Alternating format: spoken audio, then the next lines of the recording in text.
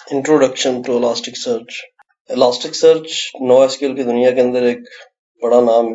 Elastic search کو features کے ساتھ کچھ اس طرح ایکسپلین کیا جاتا ہے. Elasticsearch is an open source broadly distributable readily scalable enterprise grade search engine.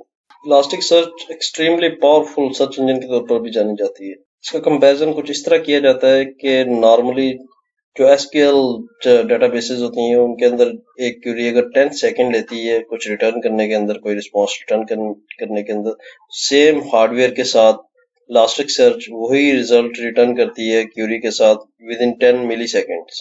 User experience کے حوالے سے الاسٹک سرچ کی جو کیوری لینگویج ہے وہ بالکل سمپل ہے.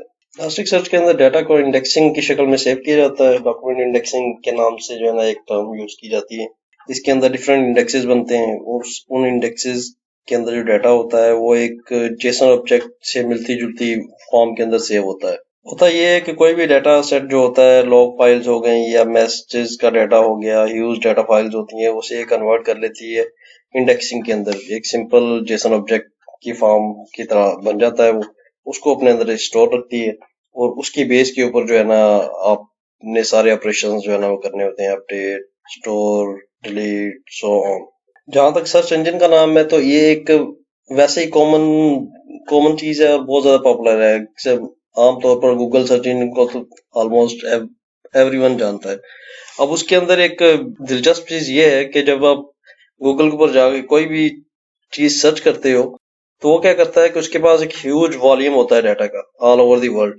اس والیوم کے اندر سے اس نے ود ان ملی سیکنڈس آپ کو جو ہے نا آپ کی ریکوائرڈ جو ٹرم ہوتی ہے یا جو آپ چیز کیوری کر رہے ہوتے ہیں وہ لے کے آ جاتا ہے ریزلٹس. اور یہ ایک میجیکل قسم کا کام ہوتا ہے اس کا.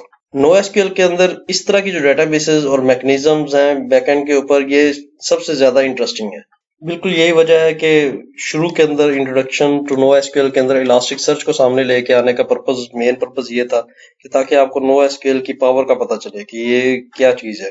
پروفیشنل لائف کے اندر R D B M S کو یوز کرتے ہوئے جب ہمارا واسطہ ہیوج قسم کے ڈیٹا کے ساتھ پڑتا تھا تو ہمیں ہمارے سامنے جو ریزلٹس آتے تھے وہ بڑے لوزلی یا مایوس کن قسم کے ہوتے تھے. کہ مطلب جیسے جیسے ڈیٹا انکریز ہوتا چلا جاتا ہے اتنا ہی آپ کا جو اپلیکیشن ہے اس کی پرفارمنس اور اس کے جو کیوریز ہیں اتنی سلو ہو جاتی ہیں کہ ایسا لگتا تھا کہ اس اپلیکیشن کا کوئی اور سولوشن ہمیں نکالنا پڑے گا، ادروائز جو ہے نا کوئی مطلب پروڈکشن میں اس کا چلنا بہت مشکل ہو جاتا.